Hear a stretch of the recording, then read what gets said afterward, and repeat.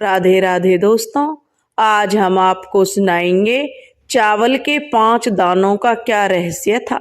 एक ब्राह्मण और माता लक्ष्मी जी की कहानी। अगर आप हमारे चैनल पर नए हैं तो प्लीज हमारे चैनल को सब्सक्राइब करें, वीडियो को लाइक करें और शेयर करें। एक बार भाग्य और लक्ष्मी में एक दूसरे से बड़ा होने की कि मैं बड़ा हूं, भाग्य कहने लगा और लक्ष्मी कहने लगी मैं बड़ा हूं। दोनों में जो है बहस होने लगी। बहस इतनी बढ़ गई कि वे दोनों कोई निर्णय नहीं कर पा रहे थे। तब वह कहने लगी लक्ष्मी जी कि देखो, बिना लक्ष्मी जी के, जिसके पास लक्ष्मी नहीं है उसका तो जीवन निरर्थक है, वह जीवन में कभी कुछ नहीं कर पाता। भाग्य कहने लगा कि जिसके पास भाग्य का साथ नहीं है वह भी जीवन में कुछ नहीं कर सकता, इसलिए मैं बड़ा हूं। दोनों अपनी उपयोगिता बताने लगे। जैसे जैसे उनकी बहस बढ़ती गई और किसी निर्णय पर नहीं पहुंचे तो दोनों ने तय किया कि चलो ब्रह्मा जी के पास चलते हैं, जो संसार के रचयिता हैं।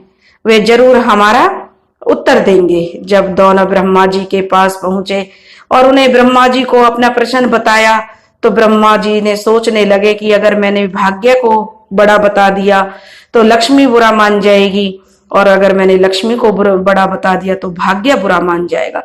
इसलिए किसी का बुरा न बनते हुए उन्होंने कहा कि इसका उत्तर तो मेरे पास नहीं है, चलो मैं भी आपके साथ चलता हूं, इसका उत्तर हम विष्णु जी से पूछते हैं। अब तीनों बैकुंठ लोक चले गए। वहां पर शेषनाग पर विष्णु जी आराम कर रहे थे। तब उन्होंने तीनों से पूछा कि आज कैसे आना हुआ। तब भाग्य और लक्ष्मी ने अपना प्रश्न विष्णु जी को बताया कि आप तय करें कि हम दोनों में से कौन बड़ा है। विष्णु जी भी समझ गए कि जिसको मैंने बड़ा बता दिया उसी का मैं बुरा बन जाऊंगा, और दोनों का ही साथ में होना बहुत जरूरी है। अगर लक्ष्मी जी को मैंने छोटा बता दिया तो वह मुझे छोड़कर चली जाएंगी, और अगर मैंने भाग्य को बता दिया तो वह मुझे छोड़ देगा। इसके बिना मैं अर्थहीन हो जाऊंगा। इसलिए विष्णु जी ने भी कहा कि इसका उत्तर मेरे पास नहीं है, चलो इसका उत्तर हम शिव जी के पास चलते हैं। और चारों कैलाश पर्वत की तरफ चल दिए। कैलाश पर्वत पर जब वे चारों पहुंचे तो शिव जी भगवान ने इसको प्रणाम किया और उनसे आने का कारण पूछा। तो अब भाग्य और लक्ष्मी ने भगवान भोले शंकर से कहा कि आप हमारा फैसला कीजिए कि हम दोनों में से कौन बड़ा है। दोनों ने अपनी अपनी उपयोगिता बताई। शिव जी भी यह देखकर आश्चर्य में पड़ गए कि अगर मैंने एक को बड़ा बता दिया तो दूसरा बुरा मान जाएगा। इसलिए उन्होंने भी कहा कि इसका उत्तर मेरे पास नहीं है, लेकिन इसका उत्तर हमें पृथ्वी पर मिल सकता है। इसलिए हम पृथ्वी पर चलते हैं और वहां पर इसका उत्तर ढूंढ लेंगे। तभी वे एक गांव में पहुंचे। उस गांव में एक गरीब बूढ़ा ब्राह्मण अपनी पत्नी और अपने एक बेटे मोहन के साथ रहता था। जो ब्राह्मण था वह बहुत बूढ़ा हो गया था और भिक्षा पर उनका परिवार चलता था। वे बहुत गरीब थे, लेकिन जो मोहन था ब्राह्मण का बेटा, वह बहुत ही विद्वान और चतुर बुद्धि का था। उसने जो है राजा की लड़की को वह कथा सुनाने जाया करता था, और राजा की लड़की जो दक्षिणा में उसे देती उसी से उसके घर का पालन पोषण चलता था। तब तीनों उधर पांचों भगवानों ने जो है साधु का भेष बनाया और पहुंच गए पृथ्वी लोक पर। वे उसी ब्राह्मण के घर पहुंचे और जाकर उनका दरवाजा खड़खड़ाया। ब्राह्मण की पत्नी ने दरवाजा खोला तो सामने 4 साधुओं और एक साध्वी को देखकर उन्होंने हाथ जोड़कर प्रणाम किया और घर का दरवाजा उनके लिए खोल दिया और प्रेम पूर्वक उन्हें अपने घर के अंदर ले गई। उन्हें पानी पिलाया और उनके पास बैठ गई। उनकी देव आवभगत करने के बाद वे अतिथि सत्कार को बहुत मानते थे, और अतिथि घर पे भी आ जाए तो भगवान के बराबर होता है। ब्राह्मण और ब्राह्मणी की पत्नी यह सोचकर उनकी सेवा भगत में लग गए। लेकिन यह कि अब उनके खाने के लिए बनाना था, क्योंकि अब जो घर पे अतिथि आए तो उनको भोजन तो करवाना ही था। जब ब्राह्मण की पत्नी ने अपने रसोई घर में गई तो देखती है कि उसके डब्बे में सिर्फ चावल के 5 दाने पड़े हुए हैं। घर में खाने के लिए कुछ नहीं था। वह बहुत परेशान हो गई कि इतने दिन ये साधु महाराज मेरे द्वार पर आए हैं और मेरे पास इन्हें खिलाने के लिए कुछ नहीं है। तभी वह अपने घर में इधर उधर देखने लगी तो उसे घर में एक पीतल का जो है लोटा दिखाई दिया। उसने उस पीतल के लोटे को उठाया और अपने बेटे से कहा कि तुम जाओ इस लोटे को बेच आओ, क्योंकि इसका कुछ सही दाम मिल जाएगा तो उससे 5 अतिथियों का भोजन की समस्या हल हो जाएगी।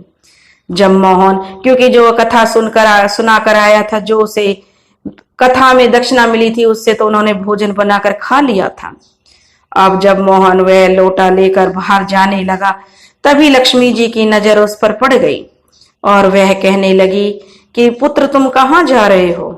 तब वह कहने लगा कि माता आप बैठिए, मैं किसी काम से बाहर जा रहा हूँ, अभी थोड़ी देर में उपस्थित होता हूँ। माता रानी और भगवान तो सब जानते हैं, वे सब समझ गए कि यह किस लिए बाहर जा रहा है। तभी उन्होंने आपस में विचार किया, क्योंकि उसके पुत्र ने कहा कि अतिथि देवो भव, क्योंकि घर पर अतिथि आए हैं तो उनका तो हर तरह से सम्मान और उनकी जो सेवा भावना होनी चाहिए। तब लक्ष्मी जी ने और उन साधुओं ने उसे एक बर्तन दिया और कहा कि जो भी तुम्हारे घर में दाल भात है इस बर्तन में बनाओ।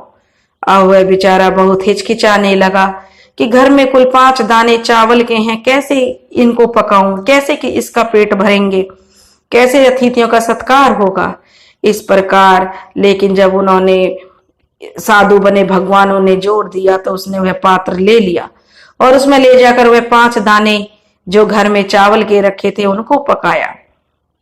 लेकिन यह क्या, पूरा पात्र चावलों से भर गया। सबने पेट भर के खाना किया, दाल भात बहुत अच्छा बना था। अगले दिन भोजन कराकर रात को उनके सोने का इंतजाम करके ब्राह्मण पति पत्नी और उनका पुत्र भी सो गए। अगली सुबह प्रातः में जब ब्राह्मण का लड़का मोहन उठा तो वह साधुओं से प्रणाम करके जाने लगा। तब उस साधुओं ने उससे पूछा कि तुम कहाँ जा रहे हो। तो उसने कहा कि साधु महाराज, मैं राजा की लड़की को कथा सुनाता हूँ, उस कथा के बदले में जो वह दक्षिणा देती है उसी से हमारे घर का गुजारा होता है। तब वह साधु बने महाराज उससे कहने लगे कि आज तुम कथा सुनाने के बाद उस राजकन्या से पूछना कि तुम किस इच्छा की पूर्ति के लिए कथा सुनती हो। मोहन ने कहा कि ठीक है। अब वह राजमहल चला गया और राजमहल में जाने के बाद जब कथा पूरी हो गई तब वह राजकुमारी से कहने लगा कि राजकुमारी, तुम किस इच्छा के लिए या किस अभिलाषा के लिए कथा सुनती हो।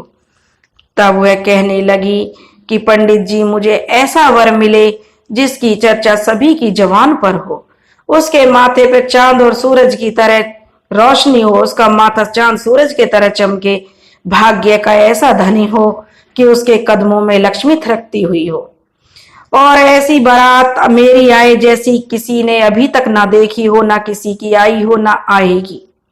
वापस जब वह पंडित का लड़का घर आया, ब्राह्मण का लड़का, तो साधुओं ने उससे पूछा कि क्या उसने राजकुमारी से पूछा। तो वापस आकर उसने साधुओं को लड़की के उत्तर में जो बता दिया जो राजकुमारी ने उस ब्राह्मण के बेटे से कहा था।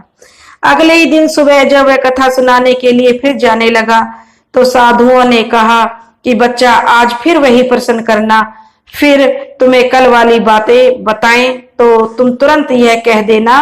अगर वह राजकुमारी तुम्हें कल वाली बात ही कहेगी कि मैं इसलिए कथा सुनती हूँ, तो तुम कह देना कि जैसा पति तुम्हें चाहिए वैसा केवल मैं ही हूं, और यह कहकर तुम वहां से भाग जाना। अब मोहन ने कहा कि हे साधु महाराज, कहा मैं एक गरीब ब्राह्मण का लड़का जिसकी दी हुई दक्षिणा से मैं पलता हूं, और कहा वह एक राजा की पुत्री। राजा मुझे और मेरे परिवार को मृत्यु दंड दे देगा, वह तो हमें मौत के घाट उतार देगा, मैं ऐसा नहीं कर सकता। फिर साधु बने भगवानों ने कहा कि ठीक है, तुम्हें परिवार सहित अभी अपने श्राप से हम भस्म कर देते हैं। अगर तुम ऐसा नहीं करोगे तो हम तुम्हारे परिवार को भस्म कर देंगे। मोहन पहले से ही उनके चमत्कार से डरा हुआ था, क्योंकि वह देख रहा था कि भोजन की तैयारी कैसे हो जाती है, और ये कोई साधारण साधु नहीं है, बहुत ही चमत्कारी बाबा हैं। उसने सोचा राजा तो बाद में मृत्यु दंड देगा, अगर इन साधुओं ने मृत्यु श्राप दे दिया तो अभी हमारा अंत हो जाएगा। साधुओं की कहना मानकर वह कथा सुनाने चला गया।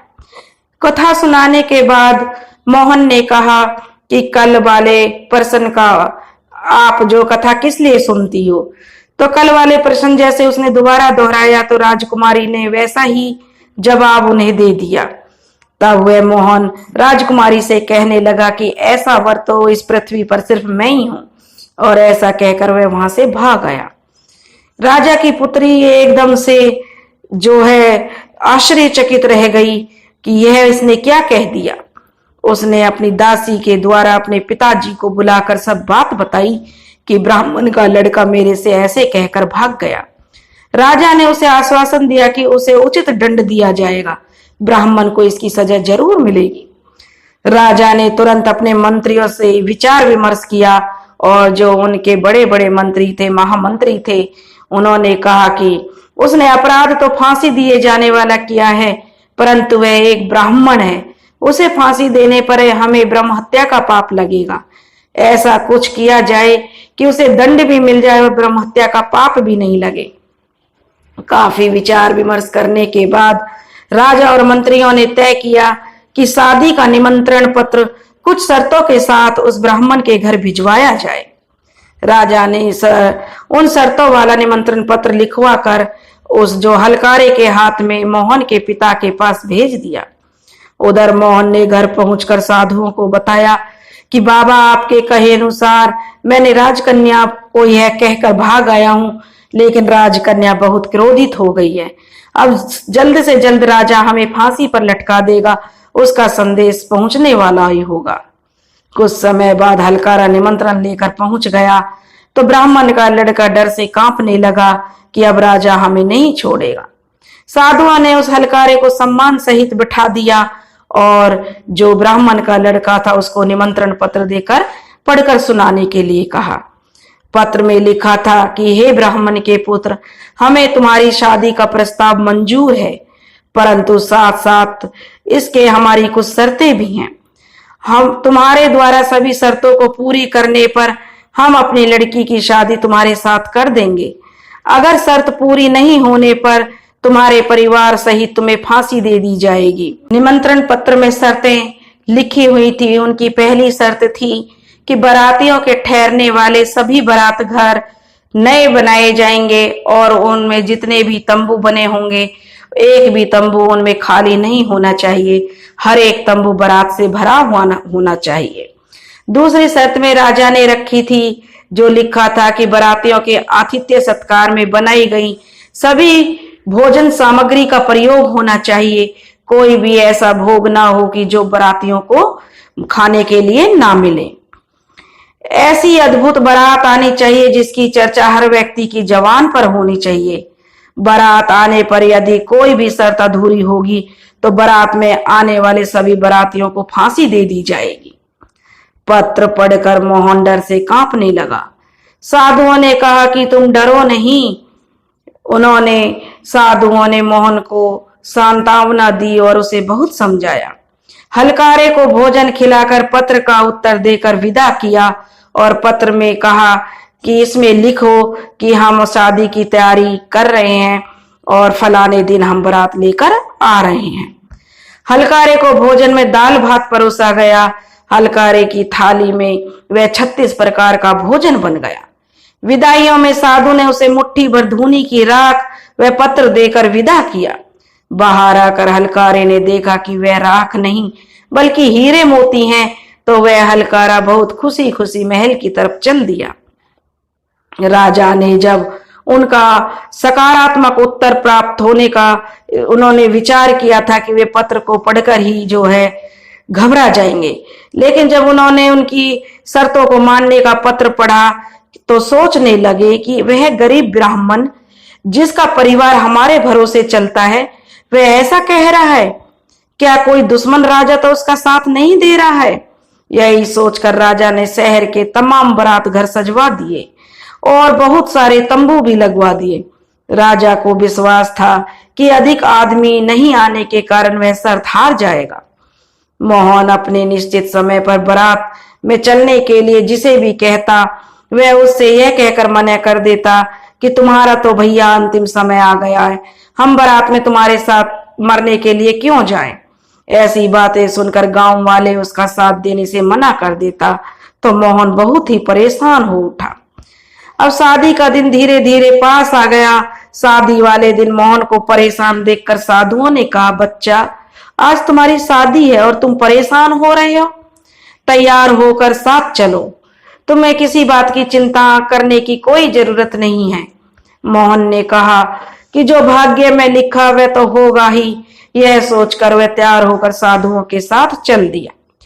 उधर भगवान शिव जी ने इस बारात में चलने के लिए सभी देवताओं को मनुष्य रूप में आमंत्रित किया हुआ था और भूत प्रेत अपने सभी गणों को शादी में बुला लिया, जिसके कारण सभी बारात घर और लगवाए हुए तंबू भर गए।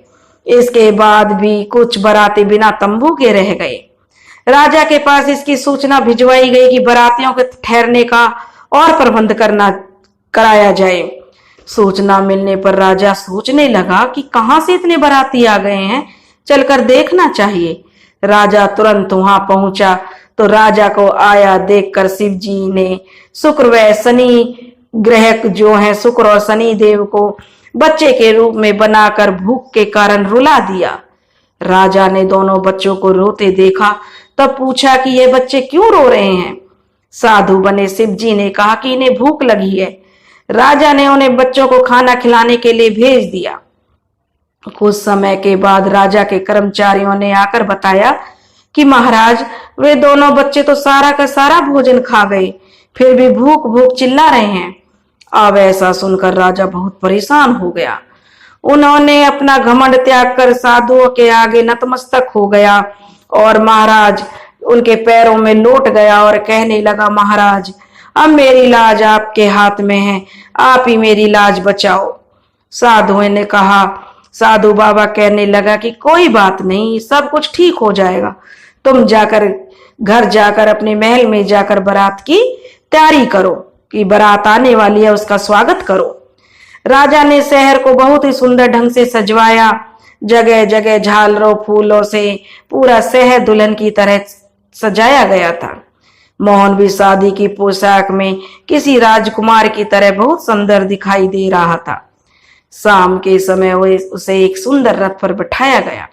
रथ के आगे अनेक प्रकार के बैंड बाजे और ढोल नगाड़े मधुर तान में झूमते हुए बाजते हुए चल रहे थे। दूल्हे के मस्तक पर सेहरे जो सेहरा बांधा गया उसमें चांद और सूरज से सजाया गया। बाराती हाथों में नोट लेकर एक दूसरे पर न्यौछावर कर रहे थे, उड़ा रहे थे, इधर उधर उड़ा रहे थे। बड़ी मस्ती में बारात चल रही थी। बारात के इस विहंगम दृश्य को देखकर, इतना सुंदर दृश्य कि आपस में ही लोग कह रहे थे कि इस गरीब ब्राह्मण के भाग्य को तो देखो, इसके मस्तक के सेहरे पे चांद सूरज और चारों तरफ से लक्ष्मी और धन को उड़ाया जा रहा है, मानो किसी बहुत बड़े राजा की बारात निकल रही है। ऐसी बारात तो हमने अपने जीवन में कभी नहीं देखी और ना ही आगे देखने की उम्मीद है। यह तो लड़का जो भाग्य का बहुत धनी है, इसका भाग्य तो बड़े जोर का है। जब पर जा इस तरह की बातें बना रही थी, बोल रहे तो यह सुनकर ब्रह्मा जी, विष्णु जी और शिव जी ने भाग्य और लक्ष्मी जी से कहा कि देखो तुम्हारे प्रश्न का उत्तर यहाँ की प्रजा तुम्हें दे रही है, जो धरती के लोग हैं वे तुम्हें दे रहे हैं। तो दोस्तों अब लक्ष्मी जी और भाग्य को उनके प्रश्न का उत्तर मिल गया और राजा ने बड़ी खुशी के साथ उस राजकुमार जो ब्राह्मण का लड़का मोहन था उसके साथ अपनी राजकुमारी का विवाह कर दिया, जिसके ऊपर स्वयं ब्रह्मा, विष्णु, भाग्य और माता लक्ष्मी का हाथ हो तो वह भला किसी से कम क्या हो सकता है। और उसका भाग्य तो ऐसा जगह, ऐसी माता लक्ष्मी की कृपा हुई कि वह गरीब ब्राह्मण तो बड़े से बड़ा राजाओं को से भी बड़ा राजा बन गया। इसलिए हे माता लक्ष्मी, हे भाग्य के देवता, जो यह कहानी सुन रहे हैं और जो यह कहानी कह रहे हैं उन पर अपनी हमेशा कृपा बनाए रखना। मनुष्य को फल की इच्छा नहीं करते हुए कर्म करते रहना चाहिए। मनुष्य को समय से पहले और भाग्य से अधिक कुछ नहीं मिलता। दोस्तों, अगर आपको हमारी कहानी पसंद आई हो तो प्लीज हमारे चैनल अपनी संस्कृति को लाइक करें, सब्सक्राइब करें और शेयर करें। राधे राधे।